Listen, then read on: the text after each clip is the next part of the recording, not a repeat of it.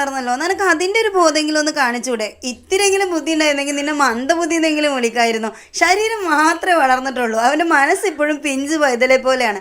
നിങ്ങളെക്കുറിച്ച് ആരെങ്കിലും അല്ലെങ്കിൽ നിങ്ങൾ ആരെങ്കിലും കുറിച്ച് അല്ലെങ്കിൽ ആരെങ്കിലുമൊക്കെ പറഞ്ഞിട്ടുള്ള വേർഡ്സ് ആണല്ലോ, നമുക്ക് ഭയങ്കര ഫെമിലിയർ ആയിട്ടുള്ള വാക്കുകളാണ് ഇതൊക്കെ. ഈ ഒരു കോൺവെർസേഷനൊക്കെ എങ്ങനെ വരുന്നതെന്ന് അറിയോ? അതുകൂട്ട് പണി എന്തെങ്കിലുമൊക്കെ ഒപ്പിക്കുന്നുണ്ടാവും. അത്രയേറെ മറ്റൊരു വ്യക്തിനെ ദേഷ്യം പിടിപ്പിക്കുന്ന സമയത്ത് അവർ പറയുന്നൊരു ഡയലോഗാണ് അല്ലേ, ഇത്തിരിയെങ്കിലും ബുദ്ധി കാണിച്ചൂടെ, ഇത്ര നേരം മണ്ടത്തരത്തിലൊക്കെ നീ എങ്ങനെയാണ് പോയി ചാടിയെന്നുള്ള രീതിയിൽ നമ്മുടെ അടുത്ത് കമ്മ്യൂണിക്കേറ്റ് ചെയ്യുന്ന ഒരു ടോണാണ് ഈ പറയുന്ന കോൺവെർസേഷൻസ് ഒക്കെ. എപ്പോഴെങ്കിലും നിങ്ങളുടെ ജീവിതത്തിൽ നിങ്ങളിത് നേരിട്ട് എക്സ്പീരിയൻസ് ചെയ്യാനുള്ള ഒരു അവസരം കൂടെ ചിലപ്പോൾ മേ ബി കിട്ടിയിട്ടുണ്ടാവാം അല്ലേ.